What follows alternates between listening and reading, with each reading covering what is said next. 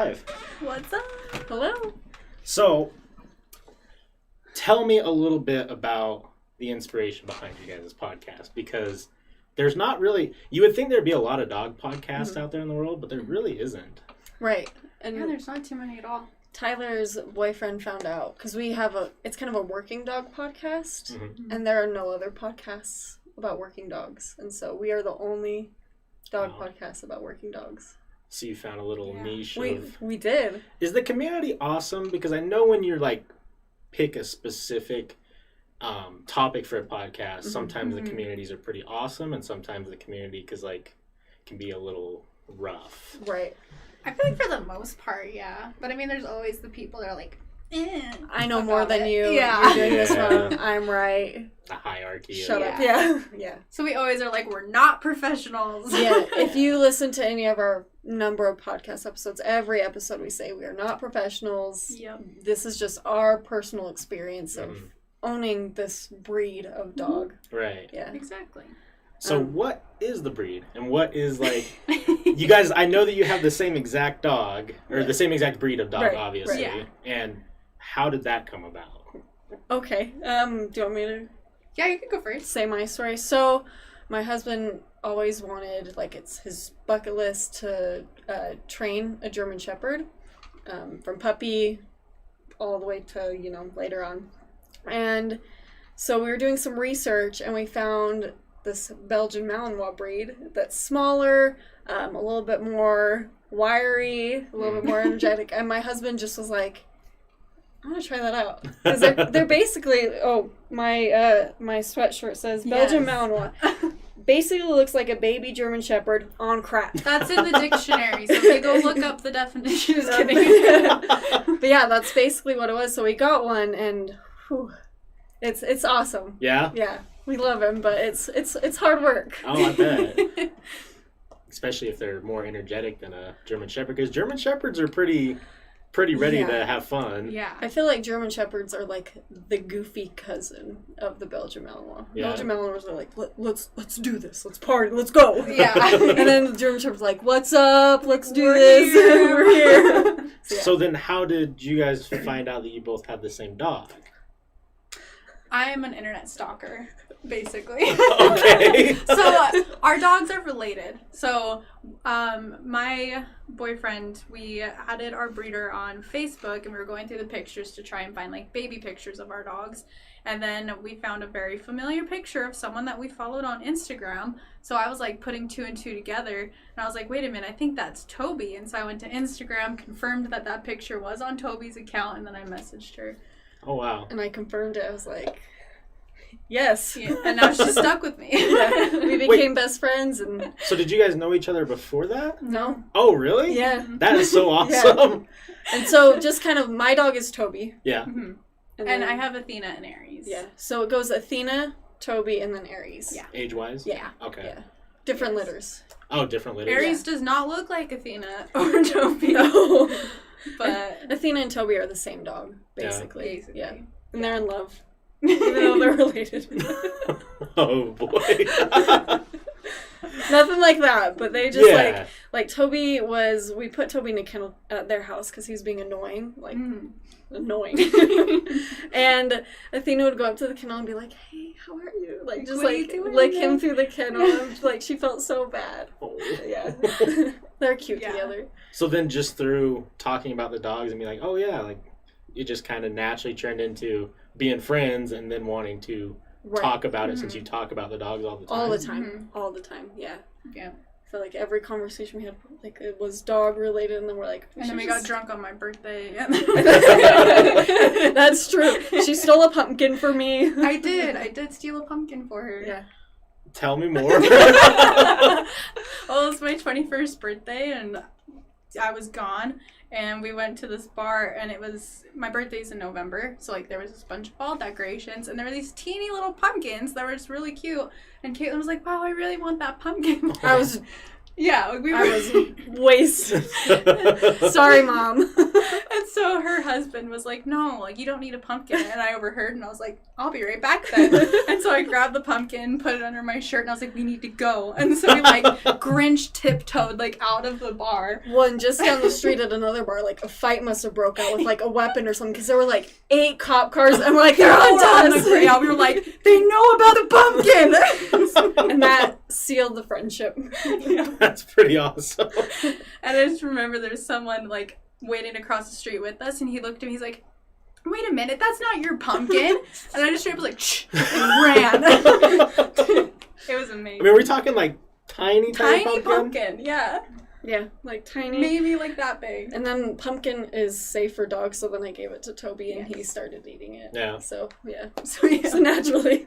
So having like a really energetic dog, you know, you talk to people who get into like hardcore like dog training and different things like that. Does it turn more into a lifestyle, or is it still just kind of like, yeah? Yes. I feel like that's something that people don't like consider when they get a Belgian Malinois. It's like they're not just a dog, you know, like they literally are Velcro dogs. Like we are never alone anymore, and it's literally like a full-time job. That's like how Caitlin puts it. Yeah, my husband is in the Air Force Reserve, so he only works 1 week in a month. I work Monday through Friday, so whenever he's not home, I'm home, and it's kind of like vice versa. Right. And that's like his job is training this dog. How is it going? Great. Yeah? Good. He's a really good boy. That's awesome. Sometimes. Yeah. There's still things that, like, I feel like all Malinois, there's always something that they're so stubborn with that it's like, boy. But, yeah. Yeah. But he's, other than that, like, if you get a bond with them and they get your trust and, like, you get their trust, there's no separating you, kind of like what Tyler said, and they will do anything for you. Really? That's why they're really good protection dogs, because I know with Toby, if someone tried to harm me, It would be game over for Right. that person, because he would die for me. And that's why these dogs make great, like, canines and protection dogs, Right. is for that reason. And I'm once they're locked on something, you can't break that. Yeah. well, and I'm sure that's amazing to have too, just as like a part of your life. Right. You know? 'Cause, I mean, I'm sure every pet owner can agree that like when you really start to train your pet or get to know your pet, like it really does become a part of you. It's not Right. just like a dog or a cat or a Yeah. parrot. It's your or whatever. family. Yeah, it's your family, and Yeah. you know when it gets to that level where you know that dog would probably die for you. I think it's even Right. more of a sentimental thing than just a pet. Right. Oh yeah. You know, Yeah. it's I would Toby. agree with that. It's an individual. Right. Exactly. Which is cool because I think that, I don't know, as like 2020 progresses, stuff like that I think is more important than ever just because of how crazy the world is. To stick with your family and friends and, You know? Yep. reach out. Plus have something to work on that's constructive. Right. Like even Oh, yeah. during like the COVID and all that, like having something that you can personally fall back on to start training this dog, like Right. teaching, different Yeah. things, which is awesome. Yeah, my work hours got cut in half, so it's kind of like, okay, now is the time where I'm going to put that bonding motion forward. Because my husband did most of the training, so it's like, Toby would listen to me, but sometimes it would take him a little bit more to listen to me. And so now I've been kind of sticking it to him, and I've definitely seen a difference. Like, he used to just go up to my husband and be like, let's cuddle, but now he's more like, hey, there's this other person, like, I'm starting to like a little bit more. So, yeah. Is the dynamic of having 2 dogs different from the dynamic of having 1? Or is it... Yeah, I would say yeah. Just because, like, you have to deal with, like, double the energy. And so it was, like, easy when it was just Athena to, like, take her out to the field and wear her out, and then it was good. But now it's, like, we have to wear Athena out and Aries out. But Aries doesn't... He has the most stamina I've ever seen, ever. Like, the only dog... And it was kind of crazy. The only dog I've ever seen able to wear Aries out was an 11-year-old German Shorthair. Really? This dog ran Aries into the ground. It was crazy. But other than that, we can play for like an hour and a half, and Aries will come inside, grab his jolly ball, and it's like, what are you doing sitting? Like, we haven't played all day. Yeah. It's like, what do you mean? Yeah, there's definitely an internet joke of, like, when you see a Belgian Malinois sleeping, it's like their 10-minute nap before, like, let's go conquer the world. Right. Yeah. Yep. Does that energy go off on you guys too? Like being around like It drains me. I don't know about Tyler, but it drains me. Depends on the day. Because I like to pick on them. That's true. Hype them up. You can be their hype man. It's so easy to be like, oh, and they're like, oh, let's go. Yeah. But the problem is, especially with Aries, is I made the mistake. My favorite thing is Aries and I will have staring contests, and then I'll just like book it up the stairs, and he like freaks out. So we were doing that one day, and so we had this solid staring contest, probably about like 2 minutes going, and then I decided I'm running now. And so he tries to come around the corner, and he's 75 pounds, so turning is not his thing. And his knee went right through the wall. So we have a hole about that big in our wall. And he's added to it recently, where he wasn't looking where he was going and ran right into the corner. So now the corner of the wall is just not there. Yeah, they're sometimes they can be pretty dumb, like they're meatheads. Yeah, Aries is an idiot. I love him, but he's the smartest idiot. Like before I came here, like Toby like turned around and there was a dresser right here. It was like, but they're like tough. So I've only heard Toby yelp like twice, and it was like they don't feel a head-on collision, like full speed. And then another time he got a foxtail seed stuck in his ear, and he's done some stupid crap before. So well, they're tough. The other morning we woke up and she's like licking her paw, and like she was kind of like being very gentle with her paw, and we look over and her dew claw was completely turned upside down. And she didn't even, and then she ripped it off like it was nothing, like it was just like a hair. So question with the podcast then. So do you guys go in, because I've listened to your first episode, as you've progressed into the later episodes, is it more of you guys just telling your story of what it's like to be with them, or are you giving more training tips? So it's kind of a combination of both. We have our series, it's called like Roses and Thorns, and we do that every episode, and that kind of goes into our roses are our successes for that week of what good we've done with the dogs, and the thorns is something that either the dogs have done or we have done that could have been better, and we kind of go into that. But then we go into like our main portion, which could be training. We also talk about some dog community myths, like are kennels bad, muzzles, and all that kind of stuff. And we also have some guests that have Malinois, like we've recently had a federal canine officer on. And really? Yeah, it was awesome. Yeah, it was really cool. It was really What was cool. the perspective hearing that compared to what you have? Is it... His dogs are... wild. Well, I think his one that's working now it's a mix, German Shepherd, Mal, and he's a little bit more goofy, but his full-bred Mal is just... He's retired, but he's not retired, if that makes sense. Okay, yeah. Like, he still has to... He said that he has to bury gunpowder in his backyard so this dog can still have to work. Yeah. Wow. Yeah. Or else he'll get depressed and stuff. Well, honestly, yeah, I mean, I can imagine, like, if I was in that, like, we talk about retirement as, like, humans and stuff, but... And we're excited, but these dogs if you really are think about it, though, if you were to retire and then not be able to go do anything, how miserable that'd be. So from a dog's perspective, I'm sure it's the same thing. If you had to just sit inside, like, remembering the fun life of going out and being crazy, and then... Yeah. I feel like we've kind of already gone through that with the virus. Yeah. We got a taste of it. We had to set up our agility course in our backyard, and Toby was like, let's do this.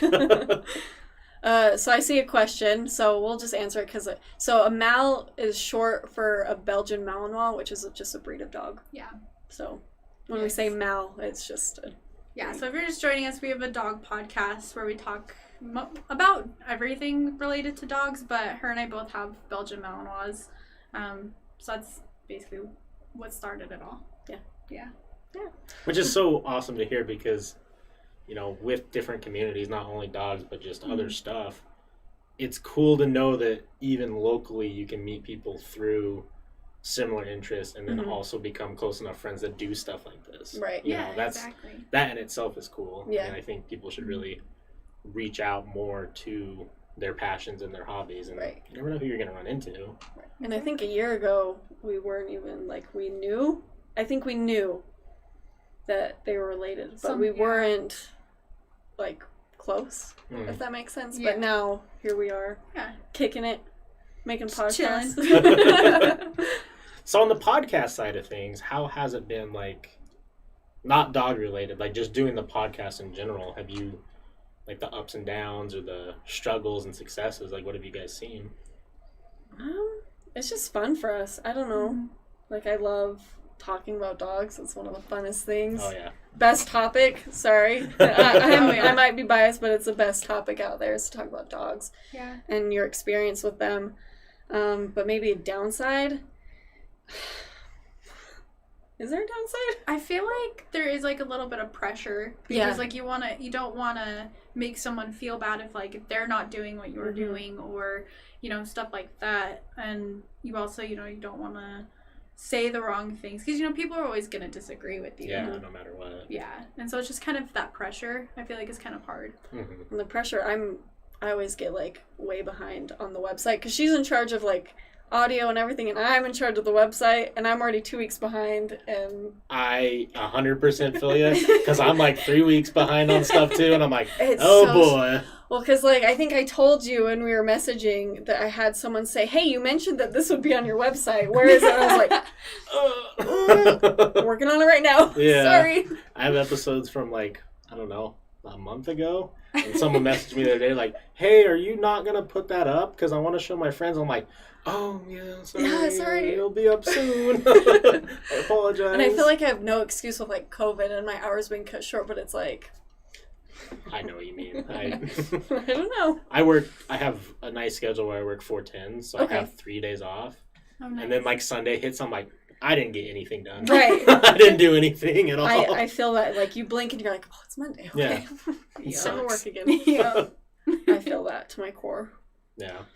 It's a lot of fun, though, and I enjoy I'm still trying to learn how to deal with attention, because that's a weird concept now that I've been doing this going on, like, 2.5 years, and, like, people actually care about what's going on with it, which is a weird sensation just because I'm like, ooh, do people expect more of me? Yeah. Or do I just, like, I don't want to change. That's the thing that scares me. Right. Is I don't want to change based off of how people are perceiving. Right. I can see that.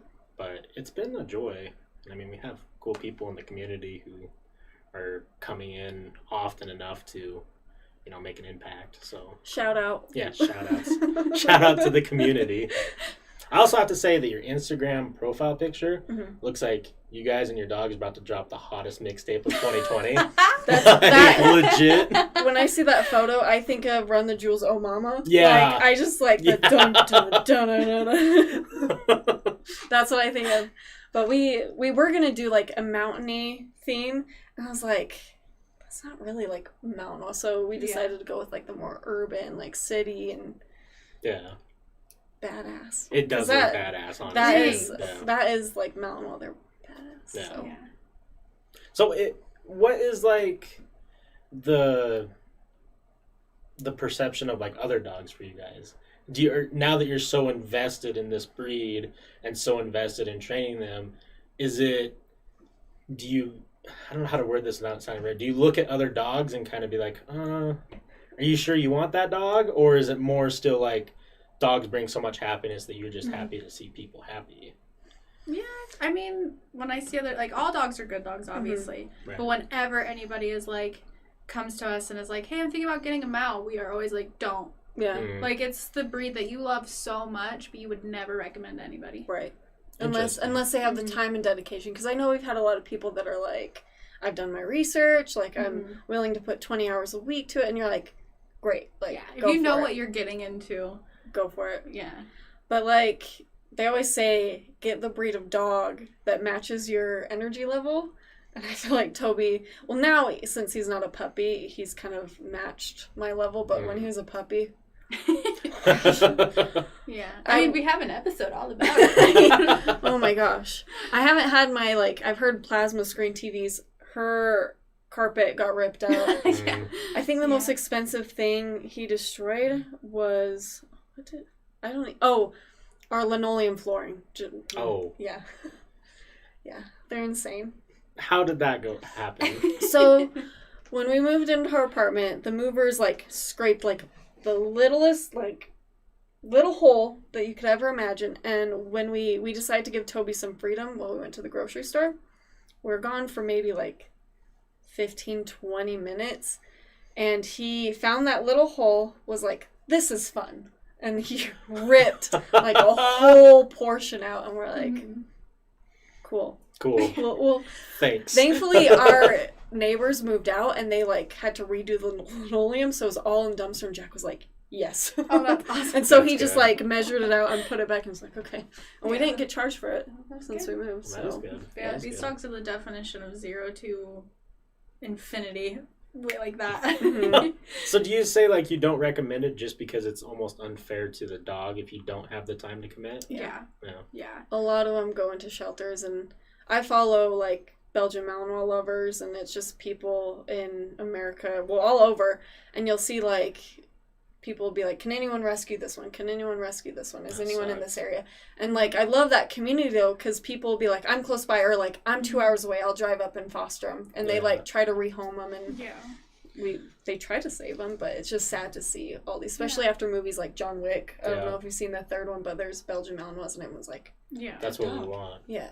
Yeah, and it's like these dogs bond to you so quick, and so giving them up, I feel like, because like obviously other dogs definitely bond to you just as much, but I've never seen a bond because I've had beagles, I've had labs, I've had Springer Spaniels. Like I've been around a lot of dogs, and I've never seen anything like a Mal. Mhm. Wow. It's true. That is sad because I look at that the same way as like when people gift like a bunny on Easter or something like that, right? Yeah. Right. You know, it's like, oh, it's so cute. Yeah. And then a weekend you realize that it's more responsibility Yeah. than you're willing to, and then you end Yeah. up seeing bunnies running around neighborhoods. Exactly. You know? Yeah. Yeah. It's sad, but you know, I definitely think that that's the most important thing is people need to learn going in before, like, don't make the impulse decision of like, Exactly. that dog's cool looking, he's in this movie, or he's Mhm. cute. They're born that way. Yeah. Yeah. Like, They're look how born trained they trained. are, you Yeah. know? Yeah. That dog just, what was it, John Wick 3? That dog just jumped up a wall. I Yeah. want that dog. Yeah. And then you get them exactly. and I mean, these dogs can tightrope, they can skydive, they can jump up like brick walls, they can Mhm. jump up trees. Like they are so They're they so can smart. They can do so much, but it's Trained. trained. Yeah. dude, I'm lagging. Oh, sorry. So Oh. here's a question that I imagine is touchy, especially in dog communities. And, you know, it gets brought up a lot just in general, but breed restrictions in places and certain breeds being more destructive than others. I'm curious where you guys sit being, you know, invested in dogs like you are. Is that something that, is there a reality in it, or is it based off of how they're trained? So kind of like what Tyler said, there's no such thing as a bad dog, just a bad human. Mhm. Yeah. Because she's had wonderful experiences with pit bulls. My dog got attacked by a pit bull. Mm.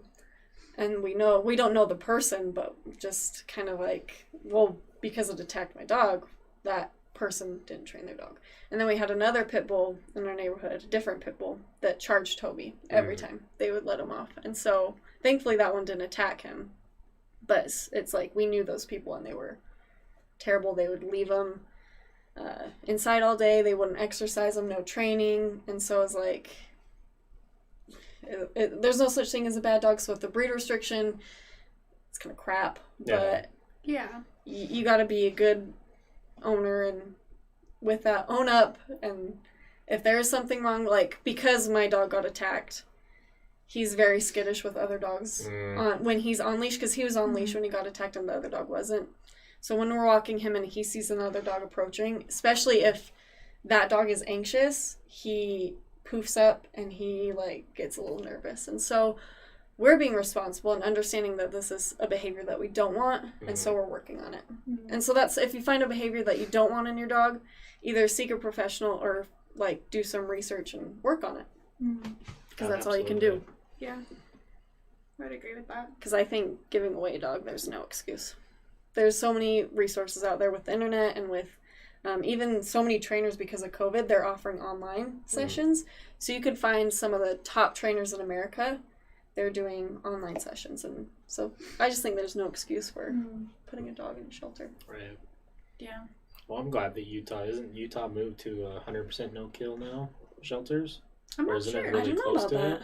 I have no idea. I think it's either really close or it's full 100% no-kill, which is great. Yeah, 'Cause, that's I mean, awesome. That is good. Because I'm on your guys' side with that. I mean, I'm obviously not as invested in dogs, but, you know, the dogs that I have interacted with, it's definitely based on the human. Right. Yeah. I, right. Yeah. I've met pit bulls and German Shepherds and Dobermans and Yeah. you know, corgis and everything Yeah. in between, and Yeah. you can really tell based Right. off of how the person acts how the dog's gonna be. Well, it's like if you don't want to put the time in training, then get like a Chihuahua. Yeah. Because if like a Chihuahua bites you, you're like, oh, Yeah. a scratch, you Right. know, rather than a Doberman or a Rottweiler where its mouth is the size of my head. So. Right, that will cause some serious Yeah. damage. Yeah. Yeah. Yeah, because it does frustrate me when I see people that have like dogs that have bad reputations and then they're not working to like prove that reputation wrong. Mhm. It it bugs me so much. Right. Like I've sent her so many texts where I'm like, this person has a pit bull and they're just letting it out, like they're not even watching it. Like what are they doing? Yeah.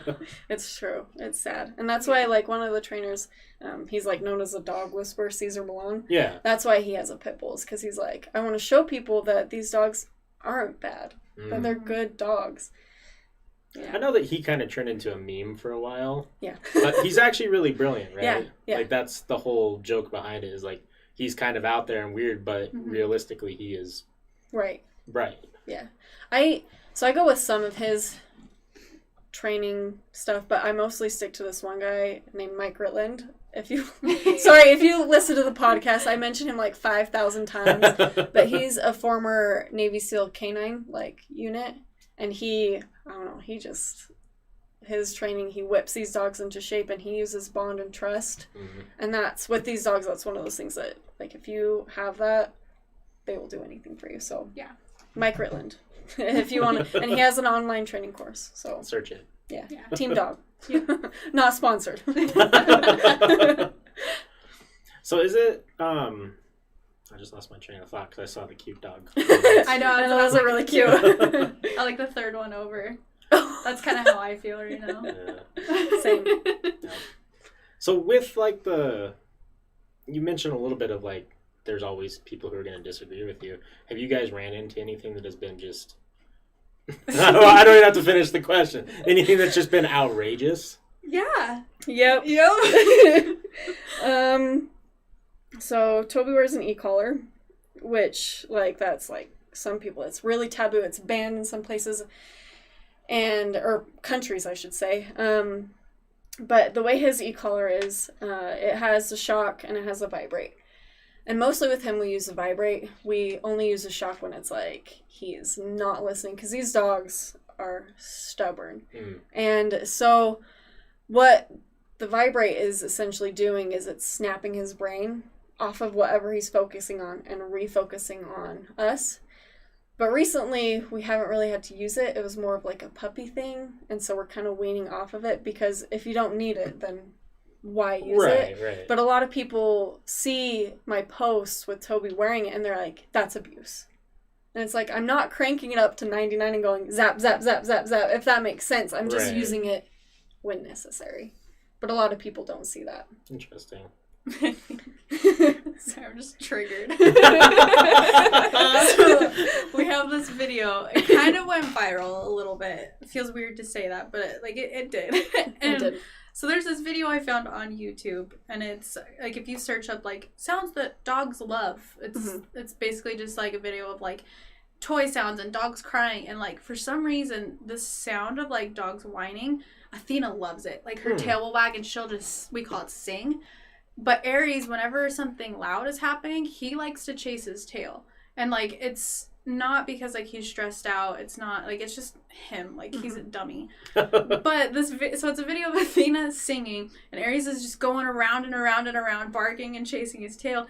And people, like, ripped me a new one. They're like, this is not cute. You're stressing him out. And I was like, why would I stress my dogs out, film it, and then put it on the internet? Like, right. That's so twisted. Like, they're fine. Like, I would never. Like, if you go, like, and the funniest thing was the post previous, like, literally if you just scrolled one more post down, was a video of Aries when he was 12 weeks old, just chasing his tail, and then, like, fast forward to then, so I think he was, like, a year old, and I was just like... What did the video go viral on? Instagram mostly. Yeah. But it, like with the Belgian Malinois page, you would see it pop up. People would share, and I'd be like, "Hey, I know that video." Yeah, I like and ended then, up on Facebook and ended up on YouTube. Like, yeah, I think that is part of just the weird culture that is social media now, because I think people are just so quick to make snap decisions and write something that they might not even believe because they just perceive one thing. Like, for example, I have a TikTok for top shelfers. TikTok is whatever it is, whatever people want to think. It's wild or whatever. But I have a fat cat, and the internet loves her. It's funny. And, but a lot of people immediately like, you're abusing your cat. Yeah. You know, when in reality, if they were to take the time to learn, I have 3 other cats. All 3 of them are healthy, happy, and everything. Yeah. And we've done all the things that we can do to try and get her to lose weight and diet food. But the problem is like, she has cat anxiety, which I didn't know was a thing until I was told. So when she gets put in situations like that we were recommended, like feed her away from the other cats, you know, portion or whatever, she just won't eat. And then she freaks out. So it's been like a struggle, but it's so it's sad when we, at least not for me, I know how the internet works, but like my mom like loves seeing her videos, and then she'll read the comments and just get destroyed because people are being vicious and savages. And like what you said with your video, like they're seeing this moment and then taking a snap judgment when they don't know the whole reality. Story. Yeah. So yeah, like it doesn't bug me, but I'm just kind of like, you don't even realize how stupid you sound right now. Yeah. That's the sad part. Because I mean, if they just take the video for what it actually is, it's probably hilarious. It's funny. But and I've had people say like with the whole e-collar thing, they're like, well, I have a Malin, I don't have to use one, and it's like, yeah, they don't use one. We're thinking about it just for recall purposes, but that's why we originally got it. But then it's like when we would ask Toby to do something and he would just be like, no, make me. Or he'd be like, focus on something else. And it's just kind of like, if they're not, because they have that like laser focus, and it's like you just want to vibrate them and be like, hey. Like, so it's almost like, so how it works is it just breaks their concentration, snaps them back to reality, to what they're not focusing on. So then you can command. Okay, I gotcha. Exactly. It's kind of like with people, like when you stare out and people kind of like snap. That, you zone out. That makes sense. And, like, we've done our research on it. We're not, like, just, like I said, putting it up to 99 and be like, haha, you didn't do what's right. I'm zapping you. Like, we don't ever want to hurt him. Like, that's not my goal. It's used in a proactive manner. It's not used in a... Exactly. Let's zap the dog. We're doing appropriate consequences, because every action has a consequence. Right. And so we're doing punishment fits the crime. And we're doing this so that when he gets older, if A or B were to appear, he would focus on us and he wouldn't care about that. It would be on us. And we could tell him, okay, we're going to ignore this, we're going to move away or do what's appropriate. Right. So, but again, they don't see that. They just see the collar on his neck. Of course. And assume that I'm Cruella DeVille. Which, thinking about that, sorry, this is dogs and stuff. That movie's awful. Yeah. Super awful. I've never, like, I kind of saw it when I was a kid, but I was just like, it's so rude. ADHD. I was like, I have better things to do. So I've never seen it. So she wants these 101 Dalmatians skin and make for a coat, right? Yeah. Okay. Yeah, I know, like, the... Like, what? I was thinking about it. It was like one of those shower thoughts, and I was like, oh! Just kill these dogs. Like, what's wrong with you? Even puppy. He had some mommy issues. Mm-hmm. Like every Disney movie, like the mom is dead or evil. Like, True. Jeez. That is way more true than I ever thought about. Yes. Almost every single. Like, I can't think of like a good mother figure in a Disney movie. I mean, like Nala's mom was kind of tight. Mulan.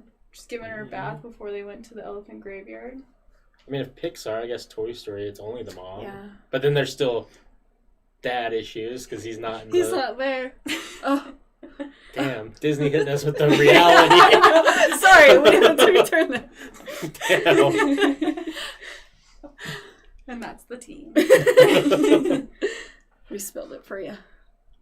Except Moana and Brave. Fair point. But doesn't the mom die in Brave? No, she gets turned into a bear. But she's kind of crappy in the beginning. True. Because she's not listening to her kid. And then she had to go change her fate. Yeah. Yeah. Moana's a good movie, though. Yeah. Very good. Yeah, it's true. The mom was like, just go. Go.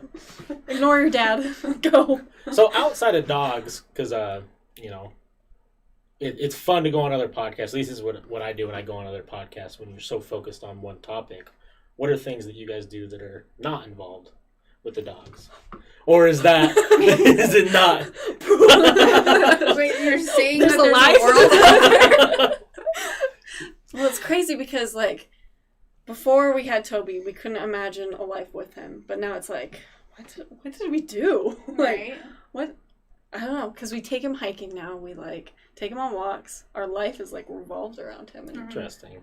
So it really has changed, like, your whole entire dynamic yeah. at the core. I mean, right now I'm playing Animal Crossing, but guess who's, like, sprawled all over me? It's You're right. Toby, so Yeah. I don't know. Well, every aspect you always have to, like, think, because, like, Jason, my boyfriend, like, we've been wanting to go on, like, a vacation, but we just don't know what to do with the dogs. Like, we either have to bring them or we have to find someone to watch them, but it's so hard to, like, find somebody that has, like, the emotional well-being. Right. Because Athena and Aries are wild. Mm-hmm. And, like, so many people that we know already have dogs, so to have their dogs plus our dogs, it's so, like, everything, you just always have them kind of in, like, the back of your mind. So Yeah, I have a bad story about that.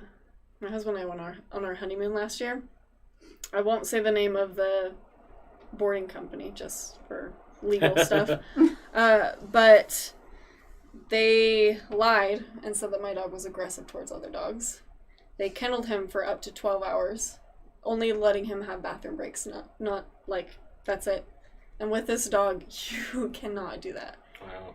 He shredded his bed, and it's like, it was just, we picked him up and we took him, we actually had like a dog training session right after that, ironically. And we told our trainer, and she's like, they freaking lied. Like, she was like, how dare, like, that's not okay. So fast forward to a couple months later, we tried this new place. We love them.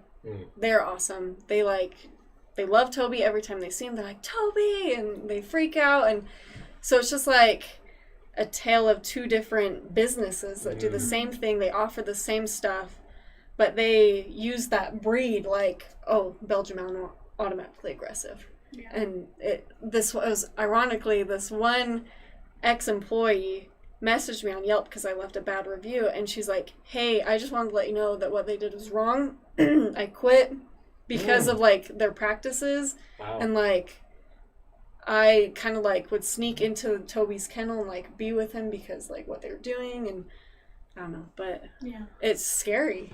So I mean, is it at the point now, right, where, because like I was saying earlier, like, dogs are individuals now. It's not just a grouping Yeah. anymore. It's not just, oh, those are those dogs. Like, every dog is an individual. I mean, we're at the point now where dogs are getting rights, you know. Yeah. Yeah. And is it just like an old way of thinking that some of these companies are running, where they just think like there's a formula that works, and then we have these new companies who are, you know, I don't know how to word it properly, but new age thinking, Yeah. where they're like, oh yeah, that's Toby. He's an individual. He needs to be treated like an individual. He's going to have his own quirks and whatnot. Right. We have to adapt to that instead of just, oh, number one, put him in there. Right. Yeah. I would agree with that. Yeah, I could totally see that.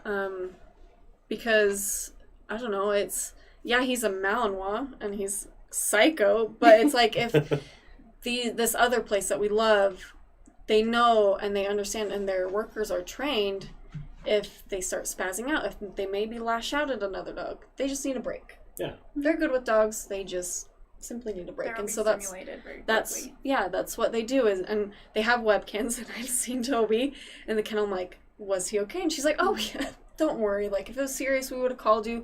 He was just going crazy, so we put him in for like 5 minutes, and then he was fine. So it's like, it's just, I guess the old ways, like, breed bad, Right. stick him away, where it's like, no, he just needed a break. That's the Yeah. new kind of thought Yeah, process. the new mindset. Yeah. But yeah, I guess going back to, like, what you were asking, like, outside of the dog world. Mm. I mean, I write my own music. Oh, I do that wow. kind of stuff. I really like plants. I have way too many. No such thing as too many plants. I mean, It's, you know, I can't breathe. I need that oxygen. Yeah, right. But yeah, I've been a musician my whole life, and so that's kind of, I think, the biggest like other world to me is like dogs and then music. So what do you do as far as music? Do you compose? Do you sing? Do you play instruments? All of it? Right now, yeah. Like I sing, I play guitar and ukulele mostly. Wow. I'm trying to learn now that I have like podcast equipment, if I could use that to like start producing my own stuff. Like my dad has a home studio. Oh wow. So like I used to mess around in there with him, and it was really fun. Like he's taught me everything I know, like guitar wise, and my mom has taught me everything vocal wise, and like they have a band themselves. It's like really? a gypsy punk band. Oh, that is so rad. Yeah, it's pretty cool. So I've just grown up in music, and so it's been really fun. Shout out. Yeah, Tyler's they're watching. Mom My and mom's Dad. texting me. She's like, you do this and you do this. Thanks, Mom. You're right. Good looking out. Yeah. So yeah, and then you. Work. Yeah. You Animal get me hooked Crossing. on TV shows. Oh, Parks and Rec. Oh, Parks and She Rec's got me great. emotionally invested in Parks and Rec. I did. Yeah. That was true. Yeah, so Netflix, Animal Crossing right now. Yeah, Bieber in the chat is my girlfriend, and Oh. she is heavy into Animal Crossing. This is my Heavy. I didn't play the original one. It is amazing. Yeah. I've been missing out on it my whole life. It is wonderful. That's how I feel about Pokemon Go. I'm like, no one plays it anymore. But I didn't have a smartphone when it was popular, so now I have my smartphone, and I'm like, Pokemon Go is the best. anyone plays Pokemon Go, please add me. So I feel that. Yeah, Animal Crossing is a good time. I started playing it too, but I haven't put in the work that I need to yet. I but- have a guide. I have to do my dailies. I have to get fossils every day. I need to talk to Tom Nook. Okay, let's talk about Tom Nook for a second. He's a little shady. Oh, I hate him. He's Little a pervert. shady. Yeah. I don't know if I can say that word. Sorry. You can. You can. But it's just like when you first get your tent and then you like wake up and he's like outside and he's like, "Hey, Where them bells at, boy?" I hated it.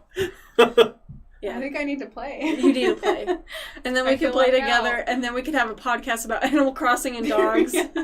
Mal Animal Crossing. That's We're rebranding. that was good off the top. Now, Animal Crossing is highly addictive, so be careful. You'll turn it on, and then like 8 hours later, you're like, "Oh, it's dark out." Whatever. Whatever. I don't care. Oh, I missed work. Yeah. I'm making bells right here. Work will be here Or tomorrow. bones. It'll be Bones and Animal Crossing. There you Oh. Make bones. So funny. So, what are some of the topics that you guys wanted to bring? Because when, I'm not knowledgeable about dogs, honestly. Mm-hmm. I had a dog growing up. His name was also Toby. He was a brown lab, Toby's the best name. named after the Great Mouse Detective. Oh, I thought you were going to say The Office. I was like, Toby Flenderson. Oh, really? Because we wanted to be like, if he did something wrong, we'd be like, "Damn it, Toby!" That's so good. But you can't yell at a dog like that. Come to find out, so it's like, Yeah. well, Dude, it's still a great name. So Just kidding. But, do it anyway. besides that, like, when I was younger, right, the perception of dogs was still a little bit different than what it is now. Like, I grew up with him, and he was an outside dog, and like, he could do like the basic stuff. But when I was 10, I didn't know about all the things that you could teach dogs now. And I wish I would have had that relationship with him when when I was younger. But it's cool to see how far it's evolved to the point where even you can get a dog at your house and you can train him to be awesome. And I feel like that's part of the internet. Yeah. It's like you can look up how to teach my dog to do this, and you could do it within a couple days. You know? The internet's awesome. Yeah. I mean, the internet's bad, but the internet's so awesome. Like, not only that, but like you can learn anything. Yeah. What was that one channel? The Dad Does or whatever? Oh, I found this. I'm sure you guys have heard of it. The Dad, How Do I? Yeah. Oh. Oh man, he did a video the other day where he like read you a bedtime story. And I was Yeah. like, wow, I needed that. Thank you. Gonna It's sleep so great. precious. And he teaches you all the tools, how to change a tire, how to build a bench is like I think the last one he did. I don't know if it was him, but I watched a video of a dad. Like, that was his brand too. He's a dad, and he showed me over a YouTube video how to change a sprinkler because I ran one over. What was that? Someone followed. Thank you. Woo! Hey. I forgot the sound was on. No, it's fine. But yeah, what were some of the topics you guys wanted to bring to the let's table? see. Oh wait, let's see. I have to go to my email. Let's take a look.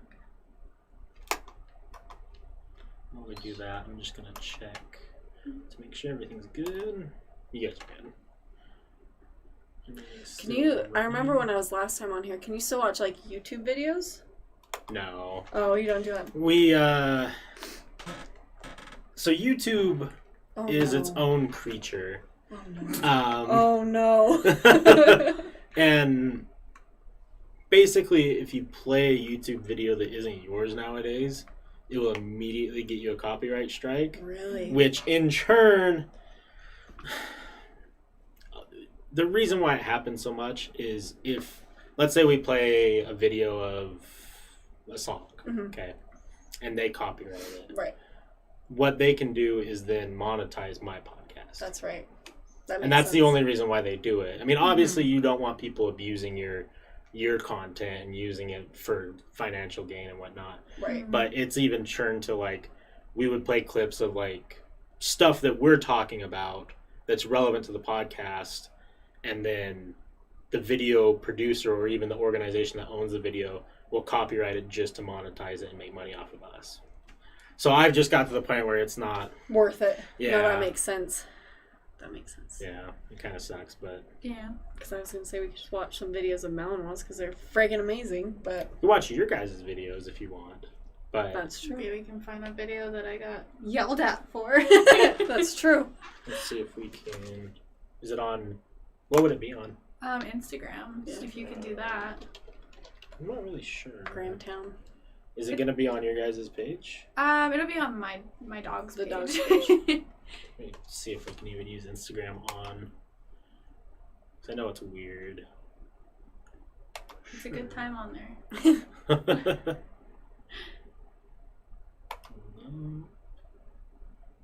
Okay. And what's your...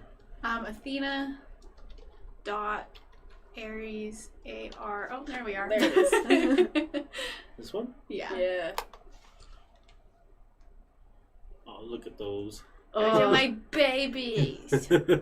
Beautiful. Oh, I thought the dinosaur in my bio was a squirrel. I was like, when did that happen? So those You are got my quite the babies. following on your Yeah. Instagram too. Wow. Thanks. So whereabouts? Oof, it'll be deep Down. in there. We're kind of obsessed with these dogs. Yeah. I can see why. So can people see your screen right now? No, Oh, I can okay. make them. Okay, I was can do gonna that. say. I just didn't want to, just in case. That's my boy. Yeah, because it's back when Aries was kind of little. Yeah. See, look at that. Yeah. Fire mixtape. Yeah. It's coming. Better watch out. Let's see. Now we're getting warmer. Aw, they're so cute. They're so cute. Wow, I love them. Like this one.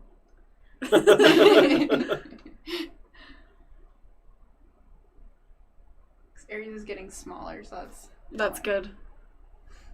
Was it okay? So while we're scrolling, I have a question Yeah. about it. Yeah. Was it difficult bringing another dog into the mix? Yes and no. Luckily, Athena, she was so good. Like, we got her to a point where, like, we weren't too worried, but just kind of, because it changed our whole entire lifestyle. The dynamic changed completely. And so it was kind of just teaching another dog the new lifestyle when he is so different from her, even though they are related.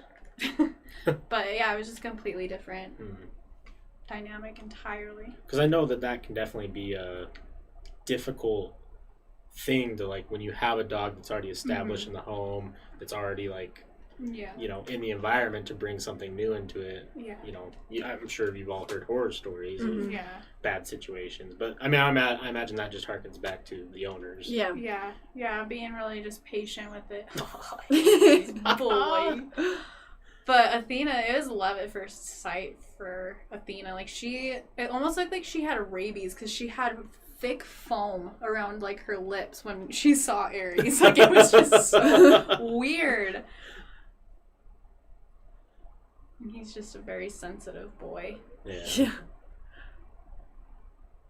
You really are beautiful dogs. Athena in her ear. I know. Oh, that makes me so sad. What happened? We were doing the pictures kind of right there, and Athena walked right into a thorn bush, and it just kind of filleted her ear. Oh. Yeah. And so she had to wear a bonnet. She's a little prairie girl. It was so cute, but so sad at the same Yeah, time. she hated it, but her aerodynamics were fantastic. Okay, we're getting smaller. Oh, there's Toby's birthday, where they're eating the cake. Oh, yeah. The day we met. Aww. Let's see. Have we already passed it? No, we won't have already. I'm trying to think if we've met or when that happened. Oh, puppy. I know, they're so he little. was so cute. Okay, no, we're getting really close.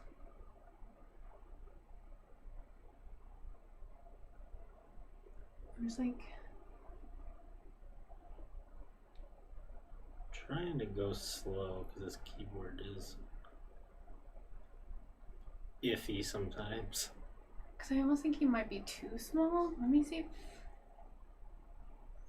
we might have passed it. Yeah, I think we passed it. Okay. I'm sorry. Oh, no, you're okay. You can go back up. I'll kind of see. Maybe I can DM it to you. But if we're in the realm of where it would be. Let's see. I can find it too. What would it look like? Like the initial... Athena's sitting on the couch with her head in the air. Oh, okay. I found it. So... Yeah, if you can DM it, I think, and this will go directly to me. I'll do that.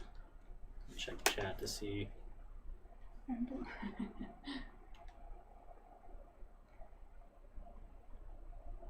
Cause P contests? It's true. What does that mean?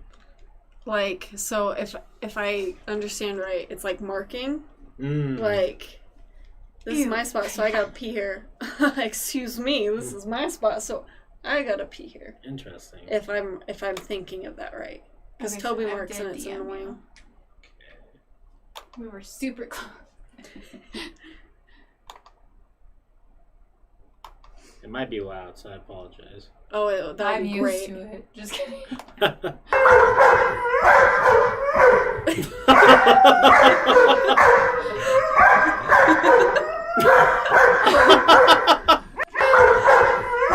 Those are my kids.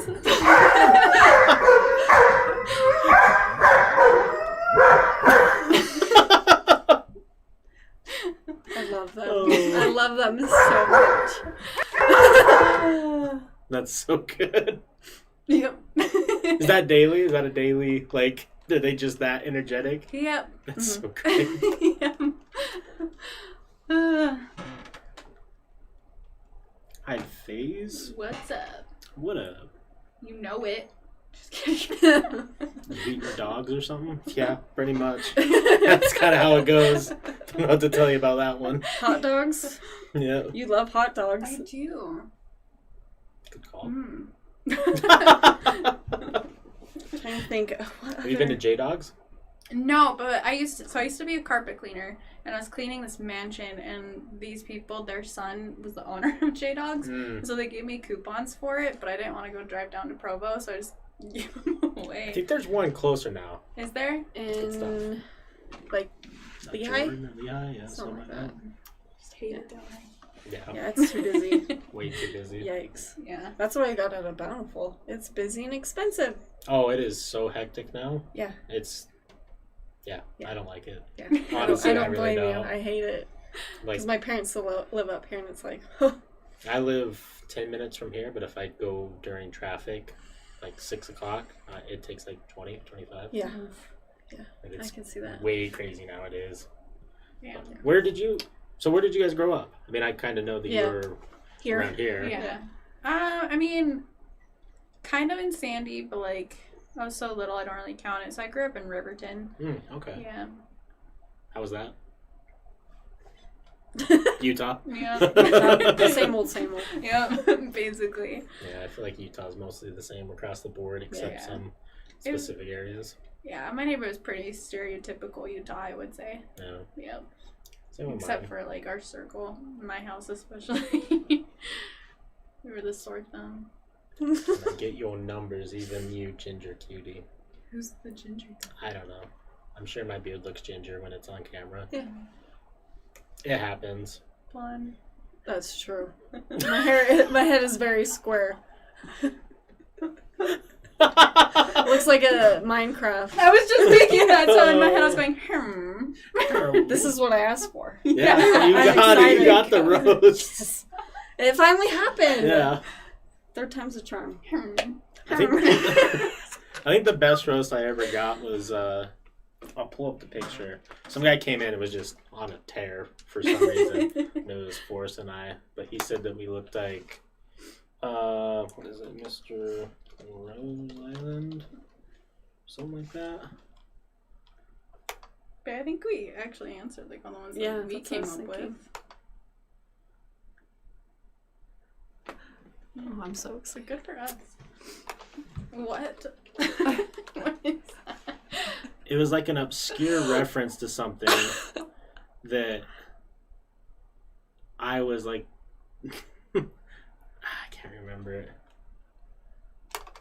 I'll have to ask Forrest and find it and I'll send it to you guys. But someone came in and was roasting us and he said that we looked like this pair from this like obscure 80s movie. Yes. And Forrest was like this like small like 1 foot pink like creature thing, and then I was some like Bigfoot looking creature thing, and I'm like, solid roast. Yes.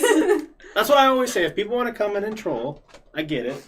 Just be unique. Yeah, have a good roast. Yeah, if you're gonna roast, like, bring your game. Like, Right. Like Be when Cody Co level. one time when I used to do Twitch, like gaming, I had my hair tied back and it was blonde, and this one kid was like, "Do you have cancer?" And it was just a simple like, no, move on. Like, be original. Come on, Right. say something else.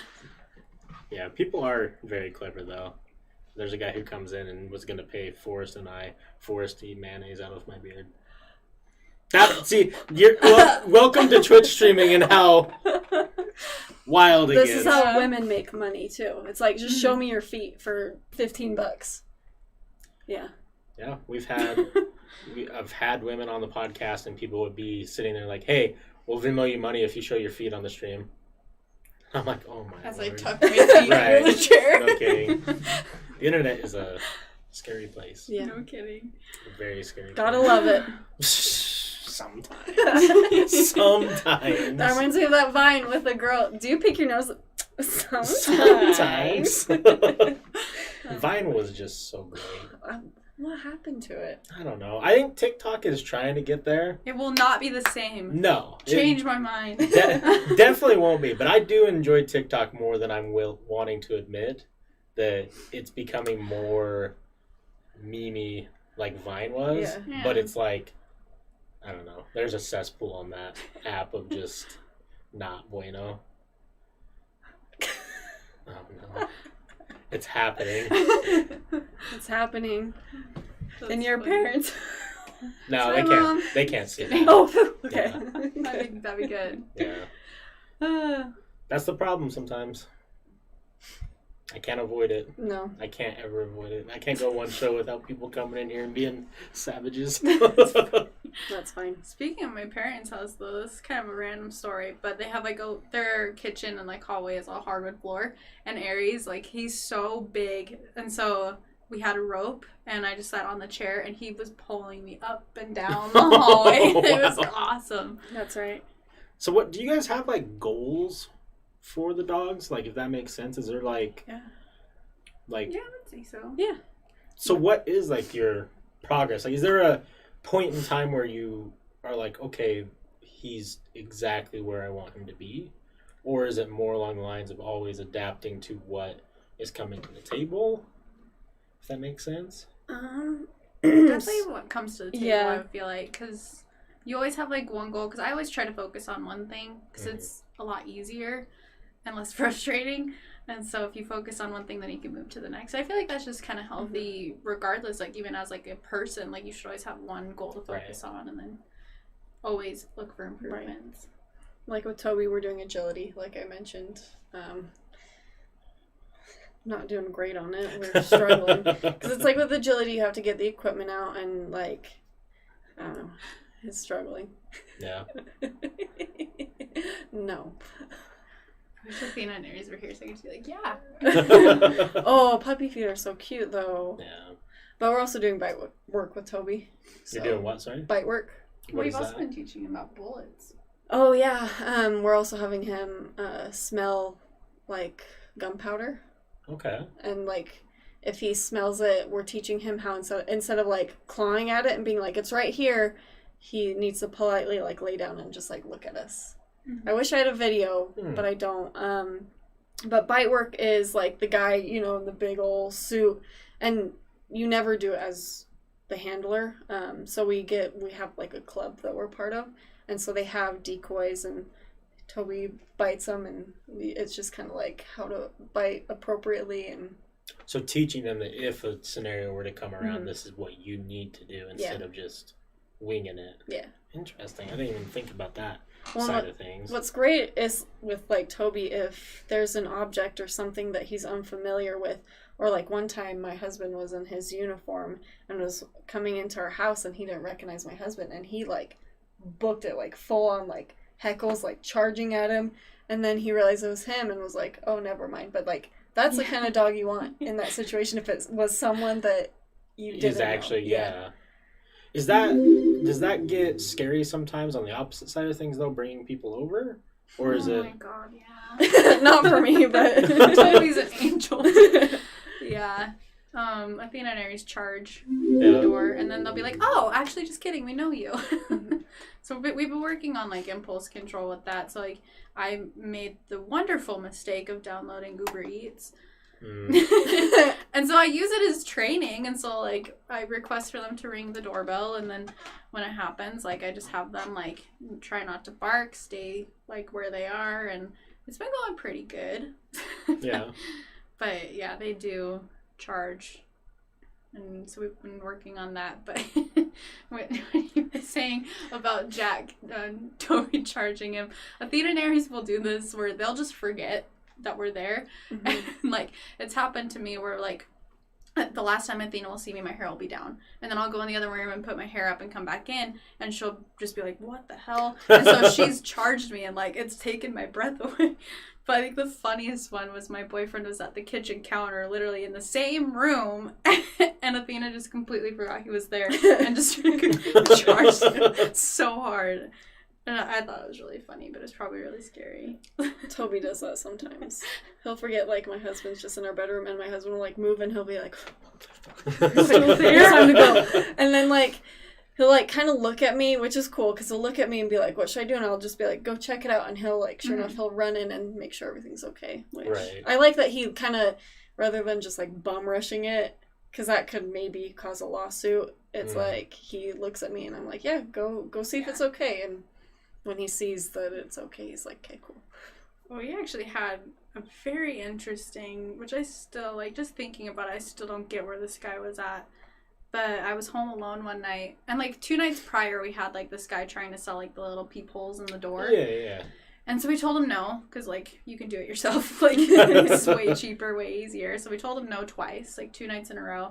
And then the 3rd night, I was home alone.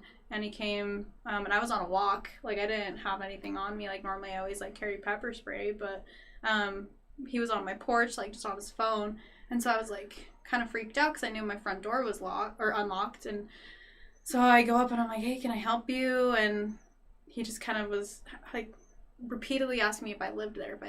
Like, do you live here? And so I was like, hey, you need to leave. Like, time for you to go. And my dogs are, like, super huge, poofy, just teeth, like, barking their heads off.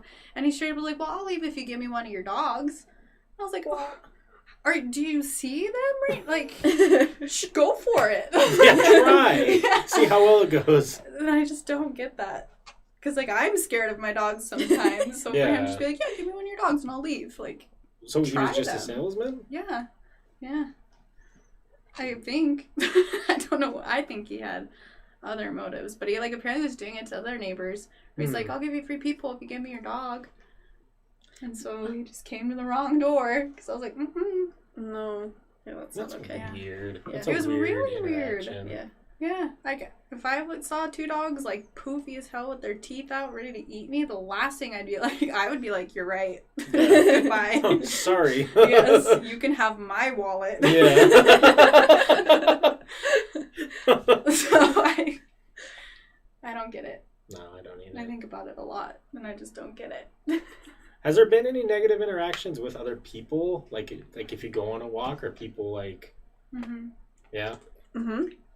From what? So like, what ways? So like I've been by myself walking my dog, and Toby feeds off my energy. And so this one guy, I don't know, we have like this cell phone tower by us, and it has like the brick wall around it, and there's corners, and there's this guy just like hanging out there, and we were kind of getting close, and Toby was like looking at him as we got closer, like heckles, and he was like, he just didn't feel comfortable around this guy, because neither did I. It was like this random guy just like hanging out there, and he had no point being there. So yeah, just if I don't feel good, my dog doesn't feel good, he doesn't like you. Right. Like, I'm glad that he didn't like approach or anything, because he would be missing his throat. Well, yeah, our rule of thumb is like, because like Aries, he feeds off of Athena, and we feed off of Athena. So if like Athena doesn't like you, then we automatically won't like you. So if Athena feels weird, we trust that more than anything. Yeah. It's like even late at night, if she hears something, I'll be like, yeah, you go check it out. Like if you think you heard something, then you go. Validating how they feel. So on the flip side of things, have you guys had any people who got like mad at your dogs for a reason, or is that? Not that I remember. I've had an experience, not that they got mad. I got more mad at the owner because we were on an off-leash dog trail, Parley's, and this one dog just kept like trying to pick a fight with Toby, like would get in his area, like, and Toby would like give him a warning, like back off. It's kind of like if a guy were to get in your face and like puff out, just be like, want to fight, picking the fight, and we're just like, kick Toby, like just do your own thing. And eventually, like this dog like attacked my dog, not like bad, I don't know, like just tackled, like tried to tackle him. It wasn't playful though. And so my dog got on top of their dog, and like this dog was trying to like bite my dog, but like it's almost like Toby had him pinned. It's kind of hard to describe. Yeah. And so I grabbed Toby's back legs. No, my husband grabbed Toby's back legs, because that's how you separate a dog fight. Just fun fact, like you grab their back legs so that no dogs can really bite you. So my husband grabbed Toby's back legs and kind of pulled him out. And then I got like in between that dog and Toby and just kind of like made sure that it was like creating space. And then the owners walked by, not helping us, and they just laughed. They thought it was the funniest thing in the world that their dog like tried to attack my dog. I would have thrown some hands. Right. It was just like, whatever. So we kind of like hung back, let them go ahead, and then we kind of continued. But it's just, so weird. People are so weird when it comes to dogs sometimes. Well, you would think too, like, I guess that just really shows them that's probably like normal, right? Right. That's just their, oh yeah, the dog just being a dog. Right. Yeah. And different experience. We went hiking yesterday on the Bonneville Shoreline Trail, and our dog was on leash and this other dog wasn't, and the guy was just running with his dog, and the dog was by his side for the most part, but he was just, the dog was kind of curious and wanted to see Toby and got too close and made Toby lunge, but nothing really happened. But the guy had good control, was like, no, you're not doing that, let's go. And he apologized to us. He's like, I'm so sorry, like, and just kept running. Which is like, there's always bad, but there's always good too. Yeah. Yeah, and I'm a helicopter parent, so like if I see like a potential situation, I'm like, come here. So not today, Satan. Yeah. Like when we went up to Park City for that meetup, and that poodle just wasn't, and like, cause like at the time Aries wasn't fixed, and so I was very aware of like the potential that like another male dog could tell that he's not fixed, and a fight could break out. So as soon as, like, I saw a dog, like, following Aries, I would just, like, scoop him up, be like, move him over here. So why, is that, like, a scent thing, or is that... I would assume so. They kind of can just like tell that they're a male with more male hormones, I would imagine. Yeah. Well, it's also that alpha thing too. Mm. Like, even though you have this, I'm still more dominant. Like, I'm the dominant one. Because Aries likes to think. Like, he'll, like, poof up and, like, be like, I am man. But he's also very submissive, so he'd be like, you're right. Like, Athena throws him around, like, she's actually put on, like, a lot, like, not a lot of weight, but, like, before she was, like, 48 pounds. And then since getting Aries, she's 53 now. Just from lifting. So is there a big difference between the male and the female? Like, notice, like, from training them and stuff, or is it still just... I think it just depends on the dog. Yeah. I don't know, because I feel like Toby and Athena are pretty similar, but Yeah. Athena's female and Toby's male, so Yeah. I don't know. And Athena, she's like treat or frisbee driven. Aries is very much like verbal praise driven. Like he wants to be told he's a good boy. And he wants hugs. But Athena's like, just give me some chicken or throw my frisbee. I don't really care. Yeah. So it kind of just depends on the dog, which has been kind of interesting and annoying because Athena, like when you discipline her, she likes very like stern, you messed up. But with Aries, you have to talk him through it because if you're too mean about it, he will pee everywhere. Oh. And so we've had to learn to like talk through like, you messed up, here's why, here's how we're gonna fix it. So here's a long-term question for you guys. Maybe you haven't thought about it. Like, is there a point in time where you'd want to like take everything to like a different level of like maybe trying to like build something where other people who have a mal can come and like train with you guys, or maybe even like have like community parties with mals and stuff like that? Or I'd be definitely down for that. Like a mal meetup and yeah, something like that. I don't think I could ever feel comfortable like giving someone like, I mean, we tell people from our experience, but again, like, we're not trainers, and so like people do ask us like, hey, my dog's doing this, and if it's something like they jump up on me, then I give them like my advice. But if it's something like we had one where it was like a dog was biting people, and I'm like, no, like that's a trainer. That's a professional thing. Like our thing is, you know how they say if it's an emergency, dial 911. Right. That's us. Yeah. If it's an emergency, dial 911. Yeah. Well, that's smart that you guys are well aware of like the boundaries of feeling comfortable, because I think you see that a lot on the internet where someone claims to be more than what they are, and they're giving advice to people who want it, and ends up being really poor advice and really bad situations. Because I saw to me it's really silly, but it sounds fun, as like the California Convention for corgis. If you guys have seen this, oh my gosh, like thousands of corgis. There's nothing I love more in this world than watching a corgi run. Yeah, it's so great. I love it so much. I watched there was like a 20-minute documentary, like mini doc about that event. The surfing corgi. Yeah. It's so great. Yeah. But it'd be cool to get to a point with that, like to do something like that with, you know, any type of dog breed. Because I mean, obviously corgis are popular from media and whatnot. Right. Yeah. But I feel like a lot of people would come for any type of breed because, like you said, it's a lifestyle. It's, you know, so I'm sure they want to share that lifestyle. Right. And one hard part about COVID is just there's something in Utah that goes on. It's called the Yappy Hour. And it's like they fence off, what is it? It's the City Hall building, kind of in Salt Lake City. And they have like food trucks, like beer, wine, vendors. And we were actually planning on being a vendor for that occasion and like asking people about. Yeah, we had a lot of fun things planned, but it's like, this happens, and you just kind of gotta roll with the punches. So yeah, the COVID thing definitely has put a hinder on so many people. Stuff. It sucks. Yeah. So I wanted to start doing stuff like that too, like going and interviewing people on the streets. I think that would be a lot of fun, just because like you're gonna get such a wild variety of people, especially if they get put on the spot. Like, but hopefully, I mean, stuff's opening back up, but you know, the COVID itself doesn't seem to be really slowing down. So I don't know. It's a tough subject to talk about too, because there's so many. Well, it's like wearing masks is good. Wearing masks doesn't do anything. No. Surface is bad. surface, you can actually get it. Like, there's just so much misinformation. And you don't know who to believe and what's right and what's... They're saying that even now there's false positives and false negatives, and it's like, okay. That actually happened to someone on the book club. I mean, I don't want to tell the whole story because I don't know, but basically someone they knew had a false positive where they tested, it came back false, and then later it ended up being positive.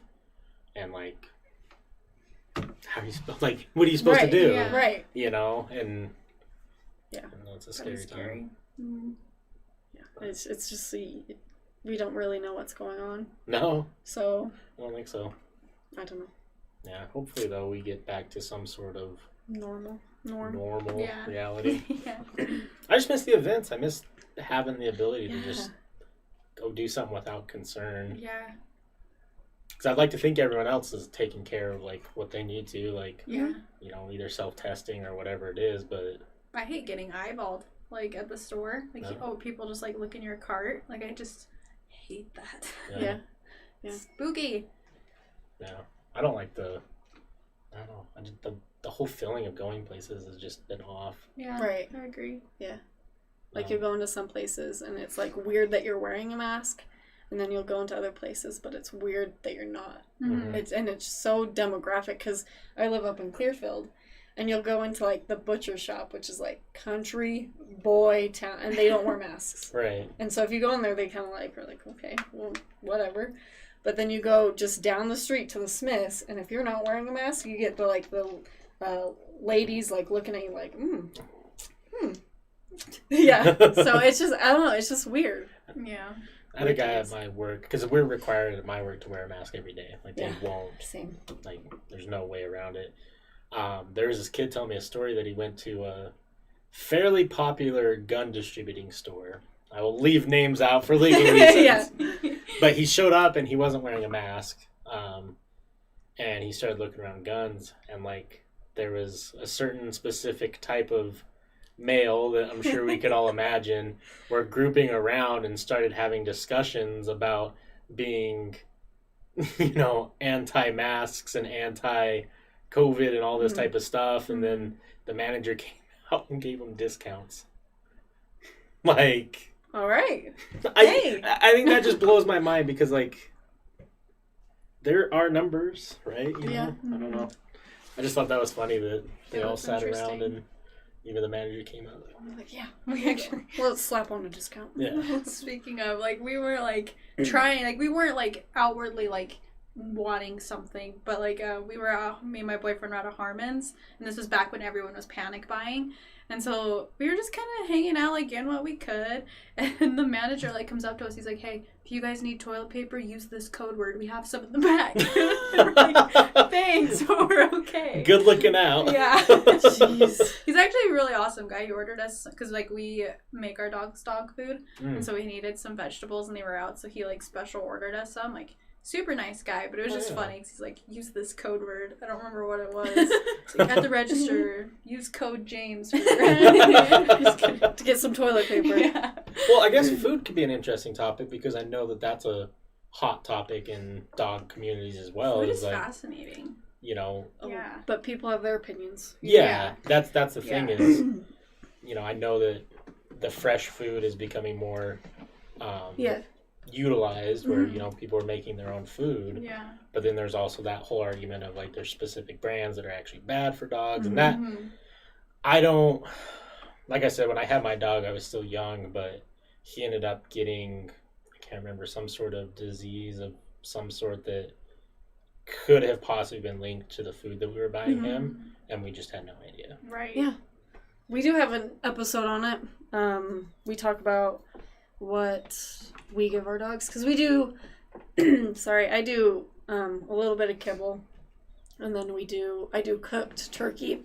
Oh my goodness, Skeletor. I know. I love Skeletor. I do like cooked ground turkey and vegetables, and I make a bone broth, and it's like basically you just take bones and you put them in a crock pot with apple cider vinegar and water. And you get the marrow juices out. Right. And so I freeze them and I give that to him for his like joints and stuff. But I know we will have an episode coming up with a guest who raw feeds. Okay. Only raw feeds and has like supplements. And... It's fascinating. Like there's Yeah. something about watching a dog like eat a duck neck that is just wild. Yeah. Right. Yeah. Yeah. It's crazy. And just like the science behind it. Mm. Like I'm too scared of like, and also it's been hard with Aries and Athena because their stomachs are so sensitive where we're not even sure we can give them greenies anymore. Really? Like we are pretty much like as bland and simple as it gets. So like we found like a really high protein dog kibble that has like lots of vitamins and just really good things in it. It's very high protein. And then just vegetables and chicken, and then the only treats that they get are just one ingredient chicken. And so like we're too nervous to really adjust anything, but the idea of a raw diet is fascinating to me. But it's also really expensive It's ridiculously expensive. because I know what she does. If I remember right, she gets it all fresh and she meal preps it and then freezes it. Yeah. Oh, okay. So yeah.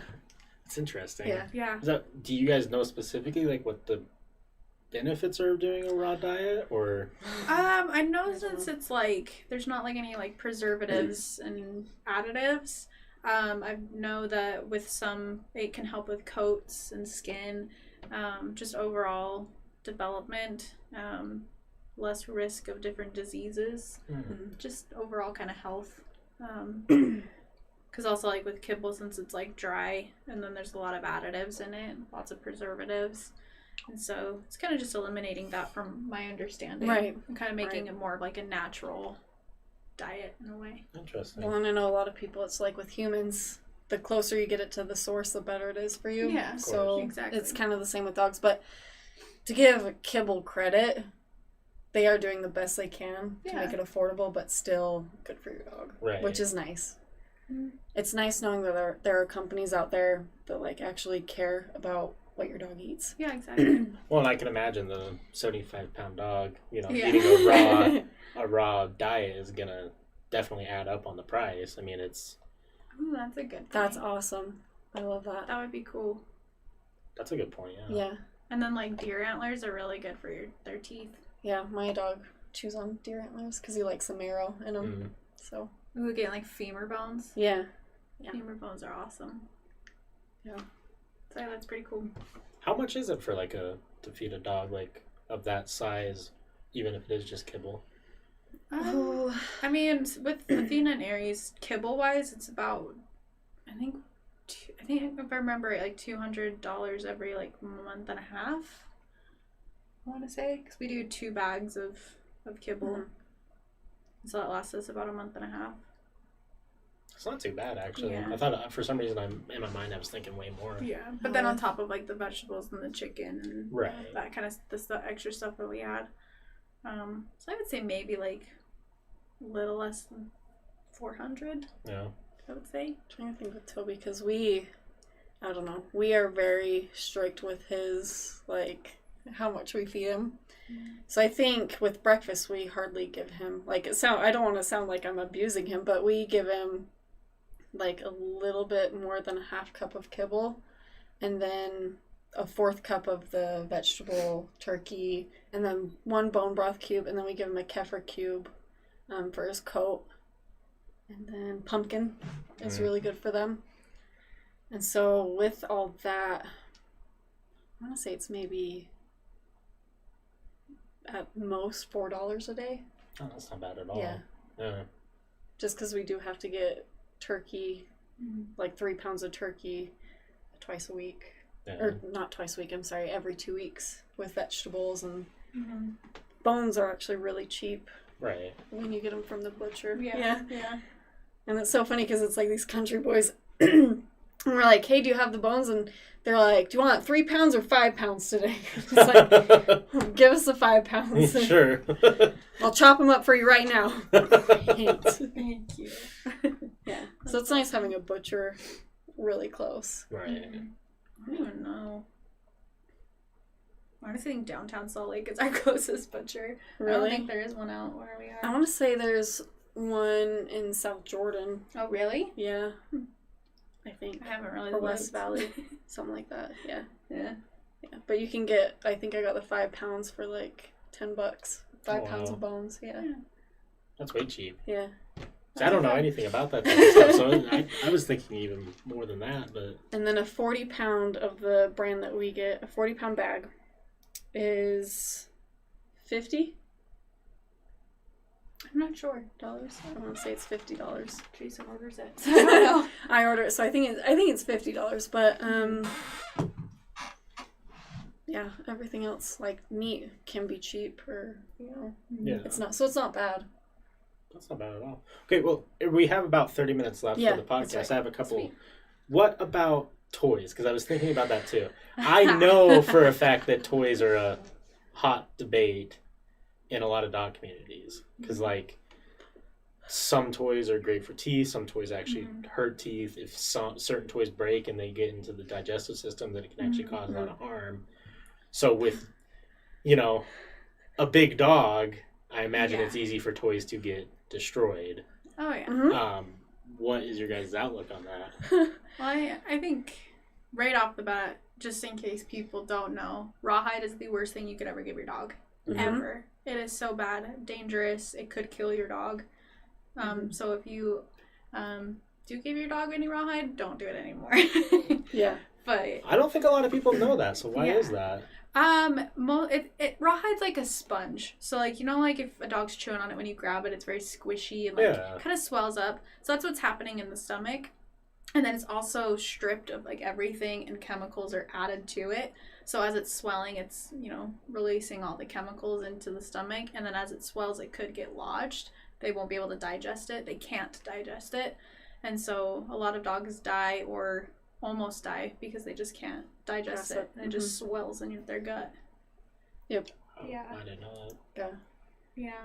So it's very dangerous. Rawhide's very dangerous. But as far as toys go, yeah. Check your dog's toys, because I know a lot of people, they say, like, if you leave your dog in a kennel, give them a toy so they're not bored. But if you do that, you got to check them. Right. Make sure that they're okay and that, like, they're not to that point where they could be potentially dangerous. We only leave bones. Like, we have, and even with bones, like, we only do these, like, compressed wood. So it's kind of like a bunch of wood chips that are just compressed together. So it's safe to, like, ingest. So that's the only thing in their kennel. We used to do, like, the plastic bones, but Athena was eating the little bits of plastic and threw it up. And so we were like, no more there. I can remember there was one that, like, some people swore by. It's Kong? Kong ball or something? Yeah, we have a Kong, like, bone. Yeah. Yeah, like the little, like... Red rubber. Yeah, usually. you can, like, put treat inside of it. We Yeah. had one of those for a while, too. Yeah. The Kong bone, Yeah. Toby. These dogs go through toys. Like, that's another thing, if you want to get one of these dogs, plan on spending hundreds and hundreds of dollars on toys, because they go through them like that. If it's cheap, it'll probably last 5 minutes. We've had really good luck with this brand called Tuffy. Okay. It's like double sewn, and so those last about a month. See, Toby can't do those. Really? He finds the edge, and he, like, chews it on his molar, and then, like, it's like, oh, We've been getting on them, so as soon as they start chewing on it, we're like, nope, get a bone. We don't chew on toys, we play with toys. He likes that back molar feeling. So yeah, Athena does that too, and it's just the worst smell ever. It's like a chalkboard. Ugh. Ooh, yeah, that doesn't... Yeah, because I was reading something the other day. Someone had posted a big tangent about dog toys or whatever, and they had purchased a pretty well-known brand that I can't remember, and it ended up killing their dog. Oh, wow. But things like that are always so hard to really just pinpoint what the problem could be, right? 'Cause Right. It could just be that the dog tore it up and it couldn't digest. Right. It could be like a mishap in the manufacturing and so many different things, but... And also, I'm pretty lucky with Toby, because when Toby gets something like that, his stomach is so sensitive that he'll, like, if he can't pass it, he's puking it up. And I know a lot of dogs, their stomachs are a little bit more resilient, and they'll try, and that's where they get in trouble. Right. So, I mean, I'm glad that Toby, I'd rather have him puke than have a $2,000 vet bill for trying to remove it. Yeah. Exactly. Vets are so Interesting. Pet insurance. Yes. I have pet insurance. It's wonderful. I My love it. my company offers it, and to be honest with you, being a cat owner, which Mhm. I don't want to get into, it's a whole different world. But I saw pet insurance as an option. I'm like, that's weird. I'm not going to do that. Right. But I wish I would have, because I ended up having to get like a $2,000 surgery on one of my cats. Yeah. Which he's the golden boy now, because he's more expensive than Right. my car that I was driving at the time. Exactly. But I think it just goes back to like money's money. I mean, it's Right. Yeah. part of the family. You're not gonna let your Exactly. family member die because of money. Right. Exactly. Kind of with the foxtail seeds, if people don't know, they're very common in Utah. It's a weed in Utah, and what it is it's this little thing, and when the wind blows and the seed comes out, it has this enzyme that burrows into the ground. Well, the seed doesn't know the difference between your dog's ear and the ground, so if it gets into places, it burrows in there, and they can potentially get infection, lose their ear. Oh, wow. And so until we got it in his ear, and you can tell there's like obvious signs, he was like shaking his head, and sure enough, he had one in there. And rather than having to pay $2,000 to get it removed, we only had to pay like $100. Wow. And so, pet insurance is awesome. Yeah. Well, I think they're just starting to realize that it's just like human medical. I mean, Yeah. you got to pay an arm and a leg to go get anything Yeah. done, Yeah. Mhm. and you definitely shouldn't have to fall, financially in debt because of we love it, Right, as part of our right. family. And I know some vets are pretty cool about like if we were to go in and at that moment and they said we need to get this done, if you want to pay a down payment of like $80 and get this insurance rather than having to do like Right. all this. So some vets are really cool about that. If you're approached with something that might cost you an arm and a leg, they might sign you on for a year, which it's so worth it. All right. So I kept this question for the final because I've talked about Okay. this with other guests who aren't involved in a dog podcast and a dog life.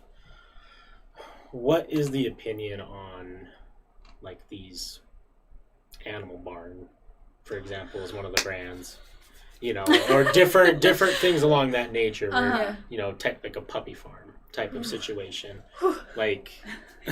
most opinions I've had on are going to be exactly what I imagine is coming, but I think it's an important subject to talk about because we have so many people who still go there closed-eyed because they're so fucking cute, I felt, I've done that. I was that. I went there with someone a while ago, and I was like, oh, this is cute. Look at all these dogs. And then like when I was leaving, and I sat there and thought, I'm like, wait, that's not okay. Like those dogs are literally just sitting in like a little thing. Like there was Great Danes and like a 2x2 barrel. Like, but anyways, I'm curious what. Oh, my blood pressure. I think it's like, because like what you see, like what we're able to see as the public is already disgusting enough, but like doing the research into the background, how the parents are being treated, how like the dogs that are getting bred are being treated is probably the most disgusting thing I've ever seen in my life.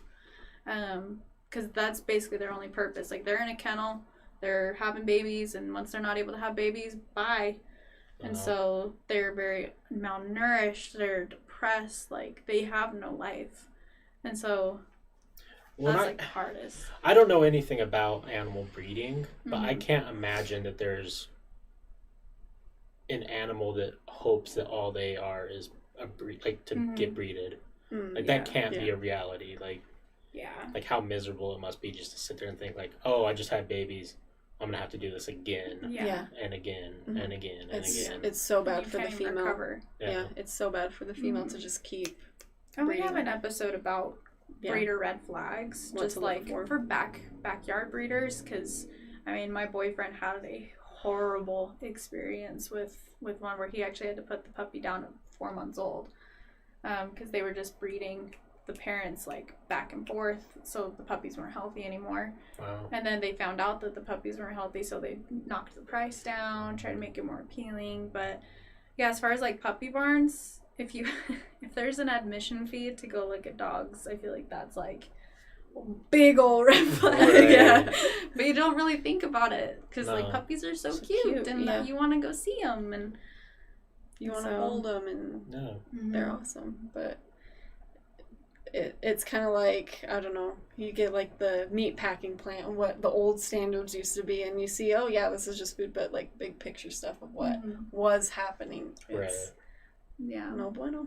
Yeah, I definitely have a strong stance on it, and I think that it should be something that, as a society, we should really look at eliminating. Oh yeah. Because, I mean, if we love these animals and these animals are getting to a point where we realize that they're more than just a pet, we can't do that with humans. Right. Yeah. That would get, people would die if that was going on with humans. Right. Oh yeah. You know, so at what point do we sit down and have that discussion as a community and be like, this is not what are the steps we need to take to remove this? But the problem is, I mean, when I went to the puppy barn, it was down in Orem or something along those lines. It was like $5,000 a dog. You know, there was the American bulldogs, which are really popular. They were like $5,000 each. There was Great Danes that were like $1,200, $1,300, and people. I was in there, and people were walking out with dogs. So that company and that organization and that community has to have so much wealth that how do you fight it? Well, I did some research into the guy that kind of started all these puppy barns and whatever, and I think, if I remember right, he's actually like kind of been hit with like different bankruptcies where his company will fall to the ground because people will speak out about it, and he'll just kind of start another one, kind of like Michael Scott with his paper companies. Right. but yeah, and the amount of diseases like parvo, like if you get a puppy from a puppy barn, I'm like 99% sure you're gonna leave with a dead dog. Kennel cough, parvo, heartworm. Those puppies. Parvo, sorry. Um, Not familiar with It's that in one. fecal. yeah. It's in fecal matter, and it's just something that young puppies can get that makes them really, really sick. Really okay. sick. I know, like, I don't know, poop makes people sick. Yeah. So yeah. And that's how it's transferred. And so yeah, kennel coughs, and so I'm pretty sure like you're leaving like with a death sentence puppy. Which is just. It's awful. I mean, I feel bad too because, like, you know, if you're a typical family, right, and you go down there and you're super excited, like the kids want this specific dog, like, I don't think that is necessarily evil and harmful. Right. But what is when that family has to now bury their 2-year-old dog, which they expected to be 20, 15, 12, whatever it is, and explain to their kids who are that they expected to raise old enough to the point where they start understanding. Like, that's not fair. I mean, that's awful. That's an awful position to put a family into. Yeah. Exactly. Yeah. And I don't want to get, like, political or anything, but, like, when Trump passed that it is now a federal offense if you abuse a dog, I was so thrilled. Yeah. Because if you were to abuse, like, the duct tape, like, what kind of a person do you have to be to do that? I mean, all serial killers start out by killing dogs. I'm just saying. Yeah. So yeah, put them in federal prison. Put them in federal prison, please. Anyway. Yeah. Well, I'm glad that we're all on the same page. page. That'd be a little awkward. I'm worried the day that someone comes on and has the opposite opinion and is pro that situation, because I don't see the positives. I mean, besides having dogs available, but there's so many dogs available. Go to a shelter. You know, there's millions of other opportunities. Yeah, I go to the Humane Society whenever, like before I started dating Jason, I would just go there to get some puppy therapy. Go hang out with the dogs and the cats. Oh, and they love it too. Yeah. Like going there. I suggest everyone, if you live in Utah, it's off 4,500 South, and you don't have to go get a cat or a dog or anything. They're really nice. You can go in there. You can change the litter box for them. You can play with them. Like, they're bored as shit, I'm sure. Like, and the dogs, you can go take them out they have kennels. You can go play fetch with and run around with them. Like, and all you have to have is like an ID or a card or something to exchange so you don't steal the dog. But if you want the dog, you can just adopt it. Like, it's pretty straightforward. Exactly. This is kind of like on topic, but kind of off. But I just learned that there's a place in California. It's on that Disney's It's a Dog's Life. If you haven't seen that, it's like an awesome show. Okay. And it just talks about like different jobs that dogs do. And there's an episode with a Mal. Yeah, and this is like it's the same kind of like episode or thing. They do search and rescue, but instead of buying the dogs, they get them from a rescue. And because a lot of people don't want high drive dogs because they're crazy and they tear up your house. Mm-hmm. And so they know that there's a lot of high drive dogs in these rescues, so they'll rescue them and they'll give them a job. Oh, Which wow. It's really cool. It was so heartwarming. Oh. I love it. I love hearing stories like that because it's like, that's awesome that she found that she didn't need to spend thousands on a working dog, that she can just go rescue them. Yeah. So I love that. Yep. I agree. Yeah. Well, how about you guys give a plug to all the socials that you have, everything that you want. If you guys are listening to this on Spotify, iTunes, iHeartRadio now, shout outs iHeartRadio, finally gotcha.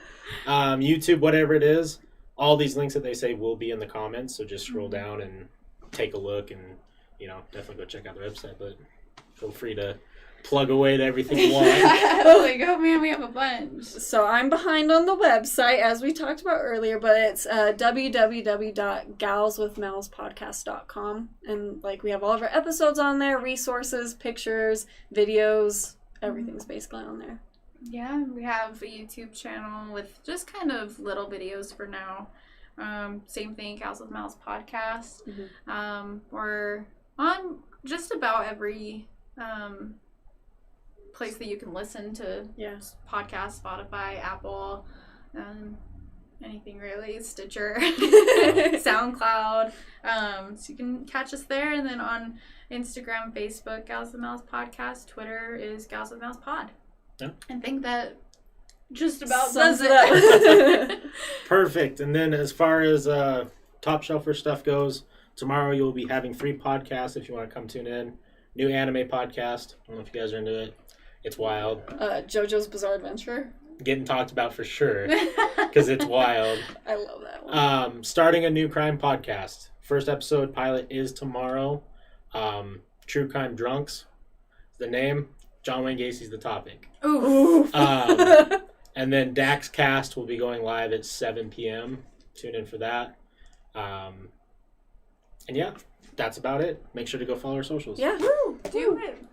Thanks again for coming, guys. Yes, thank it was you. Awesome. It was a pleasure. Thanks for having Yes. us. And everyone else watching, thank you for the time. And Thank you. we'll see you next time.